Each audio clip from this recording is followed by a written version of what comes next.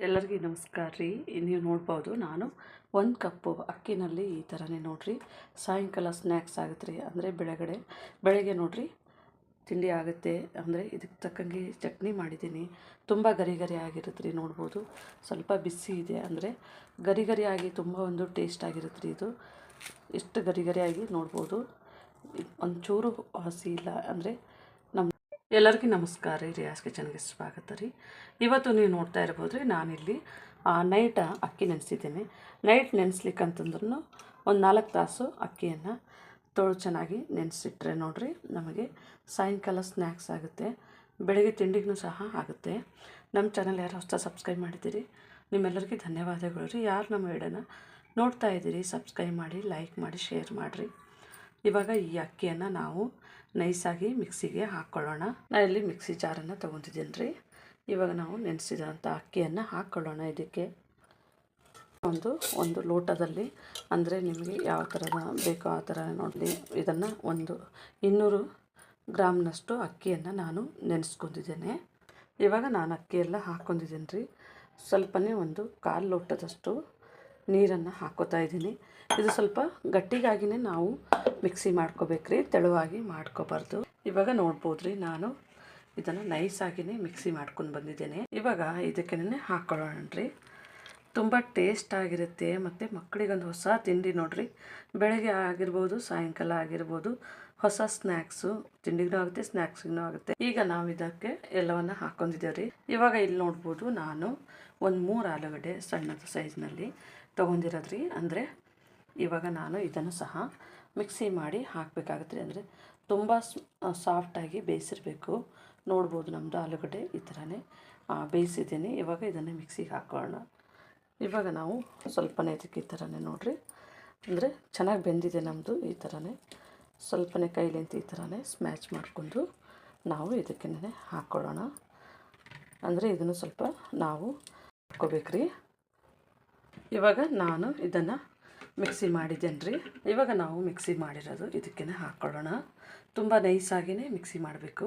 ಇವಾಗ ನಮ್ಮದು ಇದಕ್ಕೇ ನೋಡಿರಿ ಸ್ವಲ್ಪನೇ ನಾನು ರುಚಿಗೆ ತಕ್ಕಷ್ಟು ಉಪ್ಪನ್ನು ಸಹ ಸೇರಿಸ್ತಾ ಇದ್ದೇನೆ. ನಾನಿಲ್ಲಿ ಒಂದು ಮೀಡಿಯಮ್ ಸೈಜಿಂದು ಈರುಳ್ಳಿಯನ್ನು ಹೆಚ್ಚಿಟ್ಕೊಂಡಿದ್ದೇನೆ ರೀ.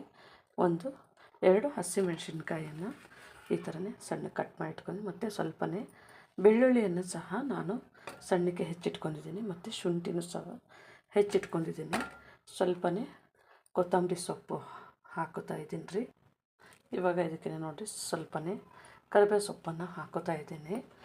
ಒಂದು ಟೊಮೆಟೊವನ್ನು ಕಟ್ ಮಾಡಿದ್ದೀನಿ, ಅದನ್ನು ಸಹ ಹಾಕೋತಾ ಇದ್ದೀನಿ ರೀ. ಇವೆಲ್ಲವನ್ನು ಒಟ್ಟಿಗೆ ನಾವು ಸೇರಿಸಿ ಚೆನ್ನಾಗಿ ಮಿಕ್ಸ್ ಮಾಡಬೇಕ್ರಿ. ಅಂದರೆ ಇದು ನಮಗೆ ತುಂಬ ಒಳ್ಳೆಯ ಒಂದು ಟೇಸ್ಟ್ ಕೊಡುತ್ತೆ. ಇವಾಗ ನಾನು ಇದಕ್ಕೆ ನೋಡಿರಿ 1.5 ಟೇಬಲ್ ಸ್ಪೂನಷ್ಟು ಕಡಲೆ ಹಿಟ್ಟು ಮತ್ತು ಒಂದು ಅರ್ಧ ಟೀ ಸ್ಪೂನಷ್ಟು ಜೀರಿಗೆಯನ್ನು ಹಾಕ್ತಾಯಿದ್ದೀನಿ. ಇದಕ್ಕೇ ಹಾಕಿಸಂದ್ರೆ ಚೆನ್ನಾಗಿ ಇದನ್ನು ಮಿಕ್ಸ್ ಮಾಡ್ಕೋಬೇಕ್ರಿ. ಅಂದರೆ ಇದು ಕಡಲೆ ಹಿಟ್ಟಿಗೆ ನೋಡಿರಿ ನಮಗೆ ಸ್ವಲ್ಪ ಬೋಂಡ ಯಾವ ಥರ ಮಾಡ್ತೀವಿ ನೋಡಿರಿ ಅದೇ ಥರನೇ ಬರ್ತೈತೆ. ತುಂಬ ತೆಳು ಇರಬಾರ್ದು ರೀ. ಈಗ ನಾನು ಹಾಕಿ ಕಲಿಸಿದ್ದೀನಲ್ಲ ಇದೇ ಥರನೇ ಬ್ಯಾಟರ್ ಇರಬೇಕು. ಅಂದರೆ ತುಂಬ ನೀರಾಯ್ತಂದರೆ ಹಾಕ್ಲಿಕ್ಕೆ ಬರೋದಿಲ್ಲ. ಹಾಗಾಗಿ ನೋಡ್ಬೋದು, ಇದನ್ನು ನಾನು ಚೆನ್ನಾಗಿ ಮಿಕ್ಸು ಮಾಡ್ಕೊಂಡಿದ್ದೀನಿ. ನೋಡ್ಬೋದು ನಮ್ಮದು ಇವಾಗ ನಮ್ಮದಿದು ಮಿಕ್ಸ್ ಮಾಡೋದು ಆಗಿದೆ ರೀ.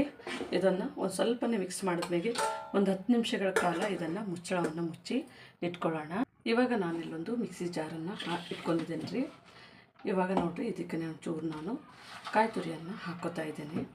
ಸ್ವಲ್ಪನೇ ಹುರುಗಡ್ಲೆ, ಅಂದರೆ ನಿಮಗೆ ಯಾವುದು ಚಟ್ನಿ ಇಷ್ಟ ಆದರೆ ಚಟ್ನಿ, ಅಲ್ಲ ಯಾವುದ್ರೂ ಟೊಮೆಟೊ ಚಟ್ನಿ ಬೇಕಾದರೂ ಅದನ್ನು ಮಾಡ್ಕೋಬೋದು. ಬೆಳ್ಳುಳ್ಳಿ ಹೆಸಳನ್ನು ಹಾಕೋತಾ ಇದ್ದೀನಿ ರೀ, ಒಂದು 4. ಇವಾಗ 1-2 ಹಸಿಮೆಣಸಿನ್ಕಾಯಿ, ಸ್ವಲ್ಪನೇ ಹುಣಸೆ ಹುಳಿ ಹಾಕೋತಾ ಇದ್ದೀನಿ ರೀ. ಸ್ವಲ್ಪನೇ ರುಚಿಗೆ ತಕ್ಕಷ್ಟು ಉಪ್ಪನ್ನು ಸಹ ಹಾಕ್ತಾ ಇದ್ದೀನಿ ರೀ. ಮತ್ತು ಇದಕ್ಕೆ ನೋಡ್ಬೋದು ಸ್ವಲ್ಪನೇ ನೀರನ್ನು ಹಾಕಿಬಿಟ್ಟು ನಾವು ಇದನ್ನು ನೈಸಾಗಿ ಚಟ್ನಿ ಮಾಡ್ಕೊಳ್ಳೋಣ. ಸ್ವಲ್ಪನೇ ನನ್ನ ಹತ್ರ ಪುದೀನ ಸೊಪ್ಪಿದೆ, ಹಾಕ್ತಾಯಿದ್ದೀನಿ. ಇವಾಗ ನೋಡ್ಬೋದು ರೀ ನಾನು ಚಟ್ನಿಯನ್ನು, ಇದು ಚಟ್ನಿ ತುಂಬ ಕಾಂಬಿನೇಷನ್ ಚೆನ್ನಾಗಿರುತ್ತೆ.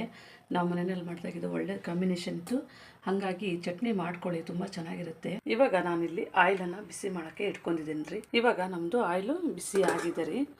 ನಾವು ರೆಡಿ ಮಾಡ್ಕೊಂಡಿರುವಂತಹ ಬ್ಯಾಟರ್ನಿಂದ ನಮ್ಮದು ಬ್ಯಾಟರನ್ನು ಹಾಕ್ಕೊಳ್ಳೋಣ.